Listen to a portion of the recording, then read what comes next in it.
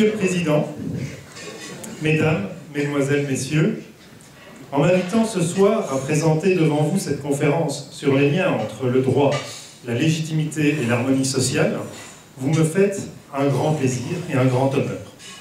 Un grand plaisir car le cercle Frédéric Bastiat est honorablement connu dans le monde libéral depuis de nombreuses années. La personnalité de son fondateur, le regretté Jacques de Guénin, a rejailli sur le cercle qui jouit partout d'une réputation de qualité et de sérieux. Les différentes conférences de ce jour et d'hier n'ont d'ailleurs pas manqué d'honorer cette réputation, tant par leur grande qualité intrinsèque que par la profondeur des échanges qui ont suivi.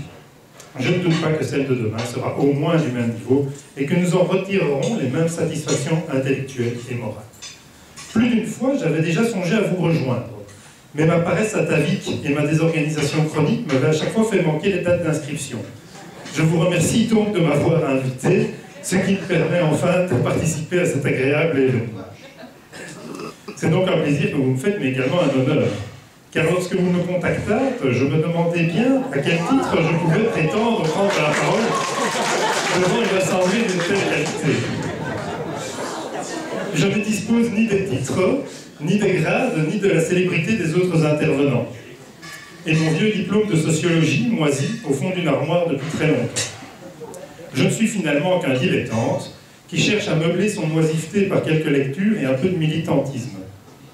Ne vous attendez donc pas à une contribution aussi pointue que celle que nous avons entendue jusqu'à présent, mais plutôt à une échappée belle sur les chemins de l'histoire et de la sociologie, une sorte de grande vadrouille à travers plusieurs siècles d'histoire européenne. Vous m'avez demandé, Monsieur le Président, de vous entretenir des rapports entre la loi et l'harmonie sociale. C'est une question qui est au cœur de la pensée libérale, au point qu'on a parfois réduit celle-ci à une philosophie du droit. Nous sentons bien, intuitivement, qu'une société ne pourrait pas être harmonieuse si elle était déréglée et immorale. Mais il en faut de beaucoup pour que la loi parvienne à en restaurer l'harmonie. Quotidiennement, nous voyons proposer, défendre, voter et appliquer de mauvaises lois qui corrompent l'harmonie entre les hommes plutôt que de la renforcer. Depuis l'origine, le libéralisme se pose donc la question du sens de la loi, des limites de sa légitimité et de son utilité sociale. Ce serait évidemment une œuvre gigantesque que de vouloir reprendre l'ensemble des réflexions nées sur ces sujets chez nos grands auteurs. Ce serait une œuvre gigantesque et inhumaine, si bien que si je ne mourrais pas d'épuisement avant de l'avoir achevée, ce serait vous qui mourriez d'ennui avant que j'aie fini de l'exposer. Je vous demande donc pardon par avance pour mes innombrables simplifications, mes raccourcis et mes oublis. Ils sont excusables dans la mesure où ils visent à ménager et mon auditoire et le temps qui m'est imparti. Je commencerai donc par un rappel succinct des origines du libéralisme et de son rapport particulier à la loi et au droit. Ce sont des notions que chacun ici maîtrise, mais sur lesquelles je veux porter mon éclairage particulier afin de rendre compréhensible la suite de l'exposé. J'élaborerai l'idée que l'épanouissement du libéralisme au XIXe siècle n'est pas tant l'affaire du règne de la loi que de l'évolution conjointe du droit de l'État et de l'économie dans une culture libérale, héritière de l'humanisme de la Renaissance. Je montrerai ensuite comment, à contrario, la chute du libéralisme au XXe siècle et les horreurs qui lui ont succédé sont explicables par la disparition de la culture libérale. J'insisterai en particulier sur l'importance cruciale que prend la notion de foule à partir de 1900. L'apparition des masses conduit à la diffusion d'un nouveau type psychologique qui condamne la culture et enterre le libéralisme. Enfin, je tenterai de montrer que nous vivons un moment charnière, où il nous faut choisir entre individualisme et massification, entre élitisme et médiocrité, entre culture et barbarie. Et je relancerai le débat assez vif d'hier soir en vous expliquant pourquoi, pour moi, le bilan global d'Internet est plutôt négatif. J'essayerai quand même de conclure sur une note d'espoir en appelant à un sursaut de dignité et à la possibilité de retrouver le goût de la culture classique. L'État, c'est moi, aurait dit un jour Louis XIV sans fausse modestie. Il n'avait pas tout à fait tort, mais il n'avait pas entièrement raison. L'État, ce n'est pas Louis XIV. mais un de ses lointains prédécesseurs, l'État, c'est Clovis. Et n'en déplaise à Bastia, c'est une définition beaucoup plus claire et beaucoup plus réaliste que la sienne, et je mérite tous les honneurs qui étaient prévus. L'État, c'est Clovis. Je veux dire par là que Clovis et ses successeurs mérovingiens, qui donneront les lignes de force de la construction ultérieure de la France, donc si nous voulons comprendre l'État, nous devons comprendre ce qu'est Clovis. Clovis, d'abord, c'est un Belge.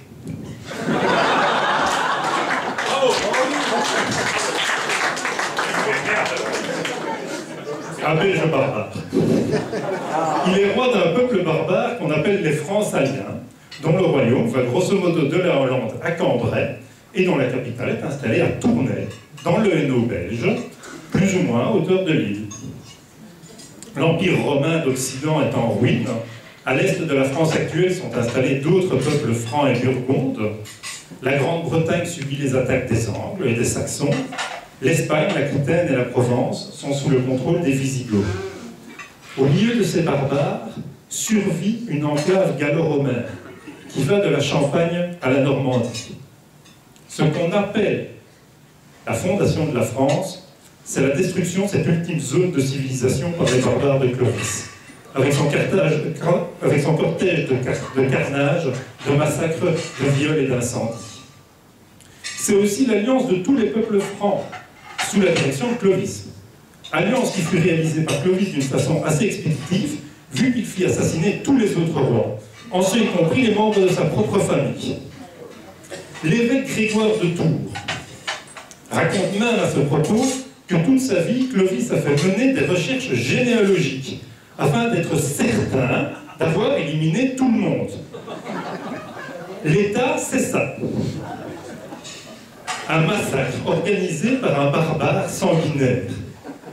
Quoi qu'en disent les philosophes du contrat social et les théoriciens de la démocratie, à peu près partout, l'État est né de la même façon, un grand bain de sang organisé par un tyran cruel et mégalomane. Cette invasion extérieure, qui caractérise mieux la naissance de l'État que n'importe quelle idée de contrat social, donne naissance à l'une des caractéristiques les plus intéressantes du droit au Moyen-Âge. Sa dualité entre, d'une part, un droit coutumier, qui règle les relations au sein du peuple, et d'autre part, une série de privilèges, étymologiquement de droit privé, qui gouvernent les relations entre les ordres sociaux. Par leur droit de vainqueur, Clovis, ses compagnons et leurs descendants s'extraient de l'ordre juridique ordinaire et se placent en surplomb de la société comme caste séparée. Un millénaire plus tard, de l'eau aura coulé sous les ponts. Les modes et les dynasties auront changé, les arts se seront raffinés, mais la conception du droit restera grosso modo la même. D'un côté, un droit coutumier pour le peuple, qui règle les relations entre les personnes, les statuts sociaux, la propriété, les héritages, les échanges, les normes commerciales, etc. Donc en gros tout ce qu'on appelle aujourd'hui le droit privé. Et de l'autre, une multitude de privilèges qui définissent les rapports, disons, administratifs entre les différentes entités sociales, classes, villes, régions, etc. C'est le magma des chartes, franchises, privilèges qui fascineront l'esprit romantique et offrent au Moyen-Âge sa civilisation particulière. Pendant 1000 ans, seules ces deux formes de légitimité s'affrontèrent dans l'espace normatif. La coutume immémoriale et enracinée au cœur de la société fait face aux privilèges conquis et maintenus au nom d'une histoire militaire. L'harmonie sociale découlait alors du juste accord entre ces deux sources de droit. L'arrivée du libéralisme, ce sera la remise en cause de cet équilibre, car la grande idée qu'il porte et qui le définit mieux et plus que les considérations économiques, c'est que la loi peut et doit être fondée en raison. Ce n'est pas tant ici le droit coutumier qui est visé que le régime des privilèges. Le droit coutumier survivra à la montée du libéralisme et dans de nombreux cas, l'idée libérale revient simplement à libérer le droit coutumier de l'interférence des privilèges. Selon les nations et les circonstances, le système libéral sera donc un peu plus traditionnel ou un peu plus rationaliste, mais dans tous les cas, il cherche à mettre fin à l'accumulation absurde et incohérente des privilèges hérités du Moyen-Âge. Bien sûr, l'idée que la loi doit être soumise à la raison est ancienne et peut être retracée jusqu'à Aristote. Mais les libéraux sont les premiers à en faire une affaire individuelle. C'est la raison, non pas comme concept philosophique, mais comme faculté personnelle, possédée par chacun, qui permet de saisir le lien qui nous unit chacun individuellement au droit. Dans les esprits bourgeois, les notions de liberté communale qui étaient chères au Moyen-Âge cèdent progressivement la place à la notion de liberté individuelle. Je pense que le point de basculement doit être fixé un demi-siècle avant John Locke, à la publication du livre de Grotius, Le droit de la paix et de la guerre, en 1625. Sous sa plume, on lit que la raison nous est donnée par Dieu, afin de découvrir ses ordres et ses intérêts, et ses interdits, mais il ajoute ce qu'on appelle l'hypothèse impie, selon laquelle la loi naturelle est comme la raison universelle et éternelle, et qu'elle vaudrait, je cite, quand même nous accorderions qu'il n'y a pas de Dieu. Il s'empresse évidemment d'ajouter ce qui ne peut pas être concédé sans grand crime. Mais par ce passage, le droit se libère de la tradition. Et il se libère de la tradition en ce qu'il peut être découvert par un individu isolé. Mais aussi, il se libère de la logique théologique qui se fondait toujours in ultimo sur une révélation religieuse. L'idée sera retravaillée, approfondie, élargie, améliorée et transformée ultérieurement par tous les auteurs classiques du libéralisme. Hobbes, Locke, Montesquieu, Kant, Jefferson, Sieyès, Constant, Bastiat, bien sûr, etc., etc. Vous les connaissez tous par cœur, il n'est pas utile que je revienne dessus. Chez tous ces auteurs, l'idée centrale qui revient sans cesse tient en quelques lignes et définit une nouvelle figure de l'harmonie sociale. L'homme n'est pleinement épanoui que quand il vit en accord avec sa raison. De même, la société n'est pleinement harmonieuse que si ses institutions s'accordent avec la raison individuelle. Ce sont les privilèges historiques dépassés par l'évolution de la société qui empêchent chacun de se développer pleinement et de donner le meilleur de lui-même dans le commerce, mais aussi dans les arts ou dans la philosophie. En moulant enfin la loi écrite sur le droit tel que notre raison le découvre, nous garantirons l'harmonie sociale. La loi a donc deux facettes. D'une part, affirmer la liberté individuelle des citoyens, afin de permettre leur épanouissement économique et culturel, et d'autre part, limiter et contenir activement les gouvernements, qui sont la source réelle du désordre social, qui ruine l'harmonie sociale et la richesse des nations. Les deux facettes économiques et politiques du projet sont toujours liées comme l'expression d'une même vitalité humaine, d'un même désir de perfectionnement moral et spirituel. Et cette vision va s'imposer dans toute l'Europe. À partir de 1688 et de la glorieuse Révolution anglaise, le libéralisme va pénétrer toutes les élites intellectuelles. Partout, le libéralisme va devenir un programme politique. Partout, le libéralisme va infléchir les institutions. Si bien qu'en 1830, il n'est plus un pays en Europe dont le projet ne soit pas, d'une façon ou d'une autre, d'avancer vers la démocratie libérale. L'histoire du XIXe siècle va se confondre avec le programme libéral. Alors, fut-ce un succès? Oui. Oui, ce fut un succès.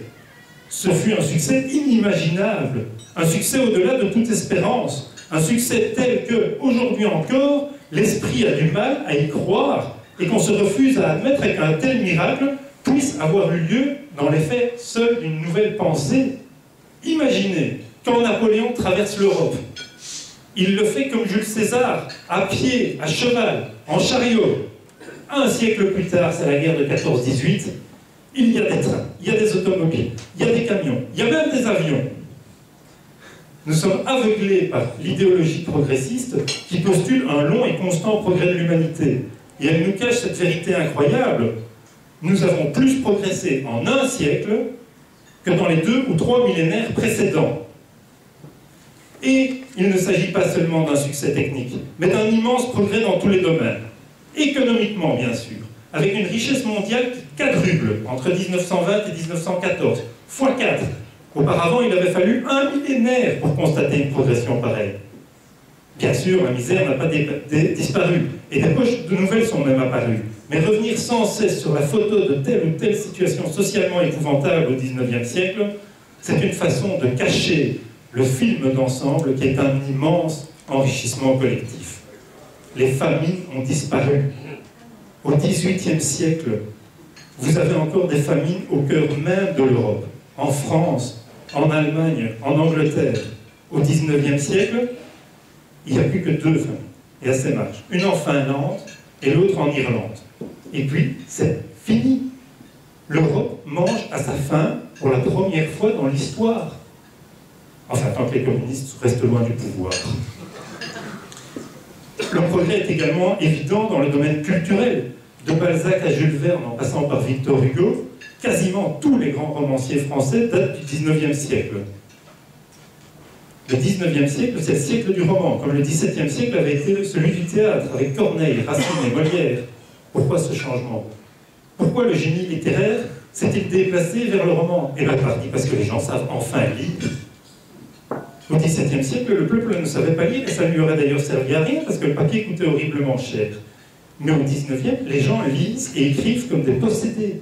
Les journaux sont partout, et les romans sont dans les journaux. Progrès scientifique, aussi, avec Darwin, avec Pasteur, avec Pierre et Marie Curie. À un cheveu près, on aurait pu ajouter Einstein.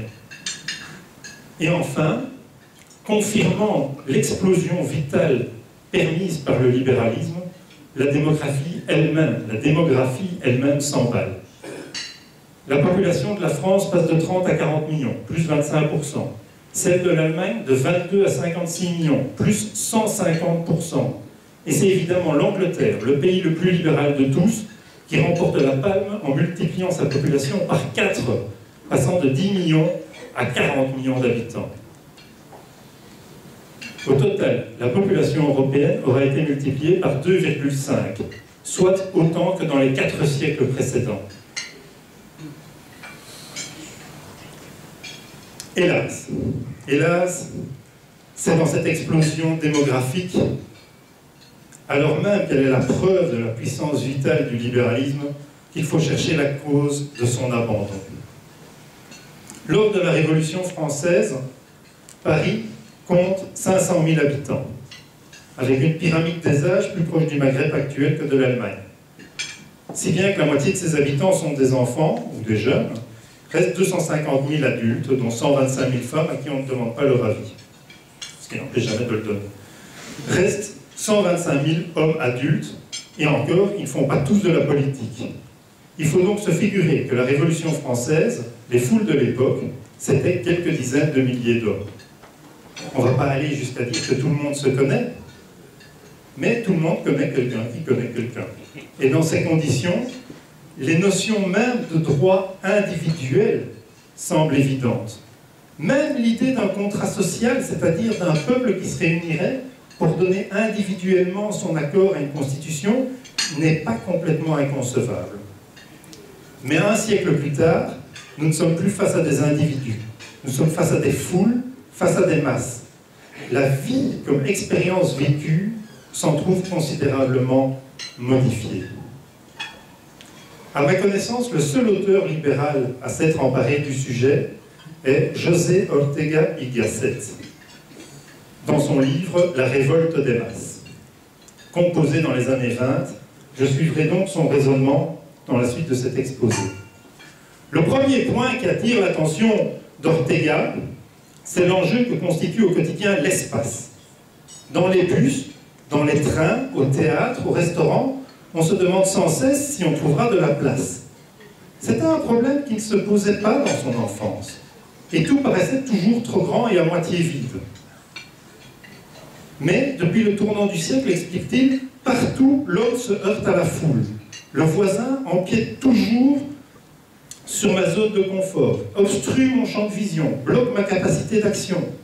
La vie du voisin m'empêche de choisir une direction de vie qui me soit personnelle et m'opprime en rentrant en conflit avec la mienne. Comme dans un banc de poissons, je ne peux plus me satisfaire que des désirs qui vont dans le même sens que ceux de la foule. L'intuition géniale d'Ortega c'est d'avoir compris que cet entassement humain n'est pas un problème de mécanique des fluides, où on cherche à stocker des contenus dans des contenants toujours trop petits. On a beau construire des théâtres et des centres commerciaux toujours plus grands, ils sont toujours bondés. Au-delà de la question du nombre, la foule est en fait la manifestation matérielle d'une réalité culturelle nouvelle qui est l'uniformisation des désirs. C'est parce que tout le monde veut au même moment soit voir le même acteur, soit acheter le même objet, soit manger le même repas, qu'une foule se constitue quelque part. La massification est donc une conséquence de l'homogénéisation des conditions de vie. C'est l'uniformité mentale qui crée la foule physique. Le monde d'avant la révolution industrielle est un monde qui nous apparaîtrait aujourd'hui vide et extrêmement hétérogène. Les humains étant rares et les communications difficiles, les modes de vie changent de village en village. L'Alsacien et le Breton s'ignorent, le peuple est éparpillé. Avec le succès du libéralisme, la vie de l'homme ordinaire s'améliore considérablement. Jamais dans l'histoire de l'humanité, il n'avait été placé dans d'aussi excellentes conditions économiques et politiques. Mais, comme les hommes réels meurent pour laisser la place à leurs enfants et à leurs petits-enfants, ceux-ci perdent de vue la nouveauté de leur situation et oublient les conditions de sa survenue. Le confort et la liberté semblent des données naturelles, des droits évidents, et l'on s'offusque qu'ils puissent encore connaître des limites. Ortega ne prétend pas que le peuple est devenu stupide, ce serait un contresens par rapport au progrès du XIXe siècle. Mais avant la révolution industrielle, il pleut au-dessus de ma tête là ou quoi? Mais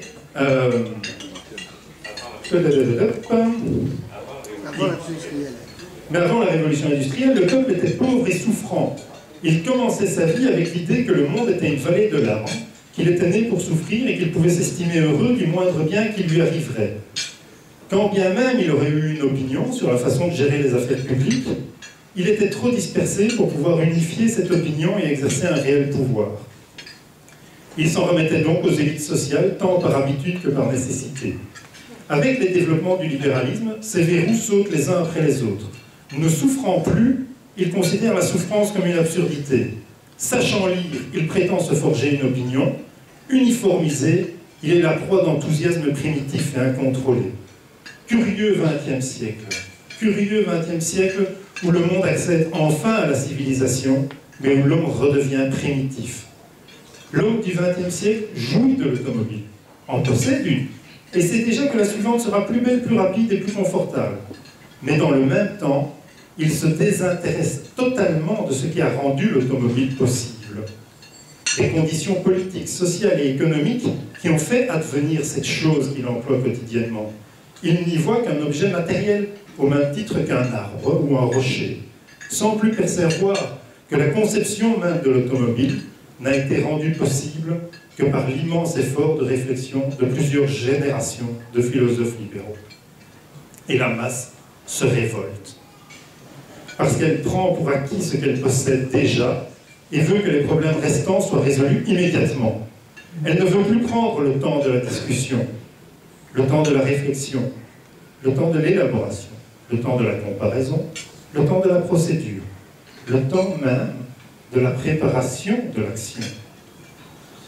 Elle ne comprend pas le parlementarisme, elle ne comprend pas la limitation constitutionnelle des pouvoirs du gouvernement, elle ne comprend pas les droits de l'homme, la présomption d'innocence, la procédure et les droits de la défense. Non, elle veut la solution immédiate, le coup de force, l'action directe. Elle est mûre pour le fascisme et le communisme. Et si l'histoire du XIXe siècle, ce fut l'histoire du libéralisme, l'histoire du XXe siècle, ce fut celle de la massification. Massification de la politique, avec d'une part le suffrage universel, et d'autre part l'apparition de partis politiques gigantesques, au premier rang desquels les partis fascistes et communistes. Massification de la production, avec l'apparition du Fordisme et la destruction du travail. Massification de la consommation, avec l'uniformisation mondiale des goûts et des modes. Massification de l'enseignement, avec la transformation de l'université en usine à diplôme. Massification des transports, avec tous les problèmes de congestion et de pollution qu'on connaît. Massification de l'habitat urbain, qui devient énorme, avec l'érection de cités tellement contraires à la nature humaine qu'on doit les dynamiter 40 ans plus tard. Massification du tourisme, qui est une des nuisances écologiques dont on ne parle pas assez. Massification des migrations humaines, avec des déplacements de population qui se comptent désormais systématiquement en centaines de milliers. Et enfin, massification de la guerre, avec l'usage récurrent du bombardement des populations civiles, des camps de concentration, des déportations, et cerise sur le gâteau, des génocides, mot qui n'existait même pas au XIXe siècle, tellement l'idée en était inimaginable. Cette massification générale de nos sociétés porte en elle une altération profonde de la notion d'harmonie et de l'utilisation du droit. Sous un régime libéral, la loi devait servir au développement des talents individuels. Elle était un support qui devait permettre à chacun d'exceller. Le but était de se distinguer et que chacun soit incité à exprimer au plus haut point sa part du génie humain. L'élitisme individuel était au service du développement commun de la nation. Mais avec la massification de la société, la distinction devient une sorte d'injure faite à l'homme moyen. Il n'est rien que l'homme de la masse déteste plus que l'excellence de son voisin. Il ne parvient pas à en comprendre la source et il décèle toujours une sorte de névrose, de vice ou de crime. L'harmonie sociale se conçoit donc désormais sous la forme d'une homogénéisation de la population. Le français moyen devient la référence, la médiocrité devient la norme. L'harmonie sociale, aujourd'hui, ce n'est plus l'excellence, c'est la ressemblance. La loi et tous les dispositifs administratifs qui l'entourent ne cherchent plus à encadrer des individus, mais à gérer des masses. Ce n'est même plus l'égalité qu'on vise, car l'égalité, ce sera encore au moins un principe et une sorte d'absolu. Non, ce n'est plus que la diminution des inégalités, c'est-à-dire la réduction de l'écart type, concept statistique et administratif qui correspond si bien à l'esprit d'un temps tout occupé de nombre. En un siècle, les fonctionnaires qui nous dirigent sont devenus des experts dans la gestion des masses. Ils ont conscience des risques et des catastrophes que peuvent déclencher les foules fanatisées. Ce sont des spécialistes, dont les techniques s'améliorent chaque jour et contrairement à ce qu'on entend parfois, le système n'est pas du tout aux abois. Il fonctionne très bien, au contraire, et atteint ses objectifs. Prenez toutes les politiques néo-hygiénistes dont on nous accable depuis 20 ou 30 ans. Tous les manger, bouger et autres fumées tues, associés à des taxes diverses et des interdictions toujours plus nombreuses. Et bien, ça fonctionne très bien. Merci. En France, la consommation d'alcool diminue régulièrement et a baissé de 50% en 50 ans. La consommation de cigarettes suit le même chemin et a diminué de moitié en 30 ans. Quant à la vitesse sur les routes, sujet un peu plus récent, elle a diminué de 10 km/h depuis l'an 2000. C'est dans cette même logique qu'il faut comprendre l'apparition de toutes ces phobies, plus ou moins absurdes, qui ont émergé ces dernières années. L'homme de la masse ne peut pas comprendre qu'il existe une pensée qui ne soit pas une réaction primaire à un instinct. Il faut donc expliquer toute parole par l'affect. Ce n'est d'ailleurs pas à proprement parler faux, car les émotions immédiates et basiques sont à l'origine des discours de la masse. Mais le problème, c'est qu'on applique la même logique aux philosophes, qu'on refuse de reconnaître qu'il existe aussi une pensée réfléchie, une pensée rationnelle, une pensée cultivée, osons le mot, une pensée supérieure. Que l'on évite d'aborder des sujets sensibles et complexes devant le peuple, ça peut encore se comprendre. Mais qu'on ferme des domaines entiers de la vie sociale à l'exploration philosophique, c'est là que le politiquement correct devient anticulturel, anticivilisationnel et, pour tout dire, antilibéral. Cette question du politiquement correct a pris une importance toute particulière avec la démocratisation d'Internet. Nombreux parmi nous furent ceux qui ont cru qu'Internet représenterait une révolution libérale et nous permettrait de regagner les libertés que nous avions perdues. Hélas, naïfs que nous étions. Encore soutenus par ce mythe, les développements récents des problèmes de contrôle, de censure, de désinformation sont présentés comme autant d'influences externes qui détournent une noble technologie de son objectif. Mais quant à moi, et après avoir participé au premier élan, je suis devenu pessimiste. Et je pense que par sa structure même, l'Internet porte en lui un danger pour la civilisation. Bien sûr, ce danger n'est pas immédiatement visible, car Internet semble au contraire porter la promesse d'une communication plus rapide, d'un accès égal aux ressources culturelles, d'une plus grande démocratie. Mais justement, ce qui se cache derrière ces mots, c'est l'approfondissement de la société de masse décrite par Ortega y Gasset. Je pense que la technologie d'Internet en elle-même constitue un péril pour l'intelligence, un péril pour la culture et la matrice de nos futures dictatures. Notre ami Olivier Babot a déjà abordé ce sujet hier soir et il s'en est suivi un débat animé. Je suis heureux de passer après lui et de permettre qu'on reprenne ce débat important 24 heures plus tard. L'émotion est retombée, nous avons pu dormir dessus, prendre le temps de réfléchir aux arguments des uns et des autres, et la discussion qui suivra cet exposé sera plus profonde et mieux argumentée.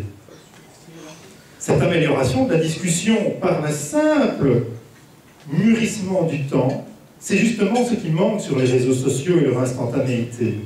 La représentation de la communication qui sous-tend les échanges sur Internet, c'est celle d'un émetteur autonome, avec une idée complètement formée au préalable, qui se connecte pour envoyer un message à un récepteur plus ou moins passif qu'il faut remplir d'informations. Mais c'est pas ça la communication humaine. La réalité, c'est qu'on arrive au débat ignorant de nous-mêmes et ignorant de nos idées. Ce n'est que dans l'échange avec autrui que nous nous construisons nous-mêmes et que nous nous découvrons nous-mêmes et que nous découvrons les sous-basements de nos propres opinions. Et si cette communication est trop rapide, mal encadrée, agressive et soumise au regard permanent du pouvoir, nous porterons en nous-mêmes les cicatrices de cette mauvaise communication. La communication humaine, la vraie, la bonne et noble discussion, celle qui nous permet de faire progrès, c'est un effort perpétuel pour dépasser notre incommunicabilité. C'est un réajustement permanent à l'autre, une élucidation progressive du sens même des mots et la construction d'une réalité partagée qui est toujours sur le point de se disloquer. En ce sens, il n'y a pas de vraie communication sur Internet. Il n'y a que le jaillissement instantané d'une parole, d'un slogan, qui se confronte à un autre slogan et engendre la victoire de l'un et l'humiliation de l'autre, donc de la haine, donc du fanatisme. L'essence d'Internet, c'est la possibilité pour n'importe qui de dire n'importe quoi, n'importe quand. C'est tout le monde qui parle et personne qui écoute. C'est le nihilisme du ricanement permanent. C'est l'effort de la pensée noyé sous les vagues de sarcasme. C'est l'interrogation sincère et curieuse désamorcée par les flots de paroles instinctives, mécaniques et répétitives, au point qu'on ne distingue plus un ordinateur d'un humain. Je nourris en particulier une aversion profonde pour Twitter. Pensez que pour un tweet qui balance une absurdité, il faut 3 tweets pour rétablir la vérité. Un qui dit où est l'erreur, un qui explique quelle est l'erreur, et un qui rétablit la vérité. Et donc, avant que vous l'ayez corrigé, l'imbécile de service aurait eu le temps de sortir 3 stupidités de plus. Et à force égale, celui qui prend le temps de la réflexion, qui justifie ses prémices, qui reconnaît ses limites, qui ouvre la porte à la contradiction, celui, enfin, qui fait œuvre philosophique, celui-là sera toujours perdant, submergé par les innombrables formes de la bêtise humaine, toujours plus nombreuses et toujours plus rapides. Nous nous retrouvons donc face à cette mer humaine qui avait été décrite, où chacun se frotte au voisin, et on ne trouve de plaisir que dans l'imitation du chacun pour tous. Sur Twitter, l'imitation prend la forme de ces fameux hashtags, au sujet duquel il conviendrait d'être fier d'avoir pu participer. Et comment ne pas citer ici le célèbre « balance ton porc », qui est à Twitter ce que l'action directe a été aux années 30. Une foule prise soudain d'une frénésie de vengeance, exigeant des mesures immédiates, rejetant toute présomption d'innocence, tout droit à la vie privée, toute procédure judiciaire contradictoire, et refusant même aux accusés la possibilité, je ne parle même pas de la possibilité de se défendre, mais la possibilité de s'excuser et de demander pardon. Et par la suite, cette foule, loin de se sentir honteuse de son accès de fanatisme, s'enorgueillit d'avoir eu le courage de passer outre toutes les règles élémentaires de la vie en société. Voilà ce qu'on appelle la barbarie, voilà ce qu'est trop souvent Internet. Monsieur le Président, il est temps pour moi de me résumer et de conclure. Tout ce week-end, nous sommes revenus sur cette question posée par Adam Smith. Quelle est la cause de la richesse des nations? Pourquoi sommes-nous devenus riches? On a encore un peu de temps, je suis... Eh bien, Monsieur le Président, nous sommes devenus riches parce que nous l'avons voulu. Nous avons voulu être riches et libres, et nous sommes devenus riches et libres. Notre méfiance atavique et légitime envers l'État nous fait parfois oublier cette évidence. Le libéralisme, c'était un projet, et un projet collectif même. Une idée née au milieu des guerres de religion. Assurer la paix sociale en vivant selon les lois de la raison. Bien plus qu'une quelconque doctrine philosophique ou économique, dont nous savons tous ici combien elle est difficile à définir précisément, le libéralisme se caractérise comme un projet. Le projet d'homme, prenant racine dans une bourgeoisie urbaine de plus en plus puissante et de plus en plus cultivée. Le projet d'une nouvelle élite. Donner libre cours à l'excellence. Et cette idée, si simple, elle a produit le plus grand succès que l'homme ait connu. Adam Smith a écrit son fameux traité en 1776. Il était déjà surpris par les débuts de l'industrie. Comme il aurait été étonné de savoir tout ce qui suivrait, l'explosion incroyable des richesses, tant matérielles que culturelles, les ravissements de peuples entiers devant les miracles de la technique et les bienfaits de la liberté. Hélas, tous n'ont pas la même propension à s'émerveiller. Et les masses d'hommes à qui le libéralisme a permis de vivre ont très vite oublié à qui ils devaient la vie, la liberté et le confort. Ne les jugeons pas trop vite. C'est une attitude bien humaine en vérité. Et vous-même, Monsieur le Président, sous votre douche, prenez-vous parfois le temps de penser au designer qui a conçu le pommeau, au plombier qui a placé votre installation, aux ouvriers de la foirie qui ont tiré des tuyaux jusque chez vous, aux ingénieurs qui ont conçu le réseau, les stations d'épuration, les chaudières, etc. En réalité, chaque goutte d'eau chaude qui vous tombe sur le corps est un miracle. Et, au lieu de rendre grâce à la civilisation qui a permis un tel miracle, je devine que, comme tout le monde, vous râlez de ne pas trouver un plombier le vendredi soir et de devoir passer un week-end sans eau chaude. Mais ce sont les 363 autres jours de l'année qui sont extraordinaires. Eh bien, cette attitude d'enfant gâté que nous avons tous, elle s'impose comme norme de vie au début du XXe siècle. Et elle transforme radicalement la politique, des foules furieuses exigeant des solutions immédiates à tous leurs problèmes. Le XXe siècle fut le siècle de la masse, de la démagogie et de la barbarie. Tant bien que mal le libéralisme a survécu, estropié, certes, défiguré peut-être, affaibli sûrement, mais il a survécu. Par contre, je ne pense pas qu'il aura la force de subir un deuxième siècle de barbarie.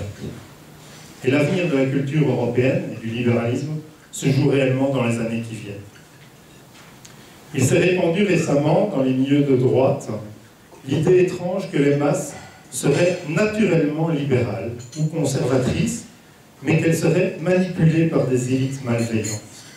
Il conviendrait donc de s'en remettre à des démagogues qui, en agitant le peuple, lui donneraient la force de se libérer des élites corrompues et de récupérer un pouvoir qu'on suppose naturellement enclin à la stabilité, à l'ordre et au développement économique.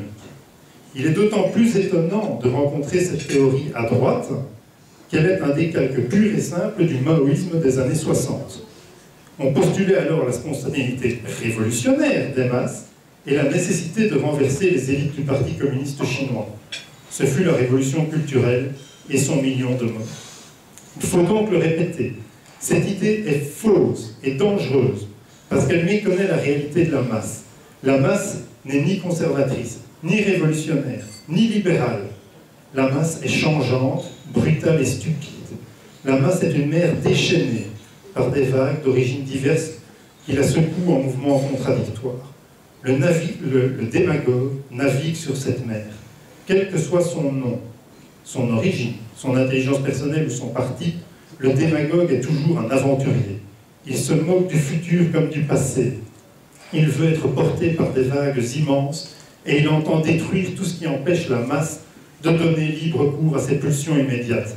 Il ne veut ni constitution, ni juge, ni critique, ni contre-pouvoir, ni délai dans l'exécution de ses ordres, ni intermédiaire dans ses échanges.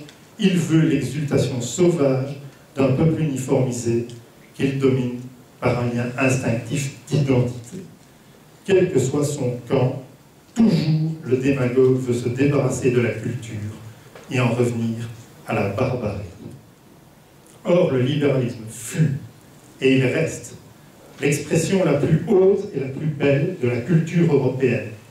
C'était, et ça reste, le projet culturel par excellence, celui de soumettre les intérêts et les passions à l'arbitrage de la raison, par la voie du dialogue, de la procédure, de l'argumentation contradictoire. Justice, procédure, formalité, normes, politesse, égard, galanterie. Autant de ces petites choses désuètes et apparemment anodines. Et pourtant, c'est tout cela que résume le mot civilisation. Voilà ce que le démagogue déteste, la civilisation. Et voilà ce qu'il détruit. Alors, plutôt que de se laisser emporter par la mer déchaînée, il nous faut sortir la tête hors de l'eau. Il nous faut refuser les modes politiques et technologiques du moment, retrouver le sens de l'intériorité, du silence et de la lenteur, cultiver sa personnalité, se distinguer. Ortega propose cette jolie définition. Vivre, c'est planter ses talons dans le sol. Reprise du contrôle de sa vie, ouverture à la culture, tâche ardue quand la foule est compacte, tâche inconcevable, sans un modèle auquel se raccrocher. Pour rendre un espoir au libéralisme, nous devons former le projet de dépasser l'homme-masse et offrir une nouvelle réflexion sur l'élitisme et l'individualisme. Ce projet intellectuel est hautement compatible, et ce n'est pas un hasard, avec notre ancestral combat contre la fiscalité prédatrice et l'étatisme tatillon. Mais l'erreur que nous avons souvent commise jusqu'ici fut de la justifier en termes d'efficacité économique. Voyons plus loin, voyons plus large. La perte de vitalité subie par le corps social sous l'effet du parasitage étatique est beaucoup plus profonde que sa seule mesure économique. C'est aussi et avant tout une perte culturelle. Les progrès économiques et culturels sont toujours allés de concert.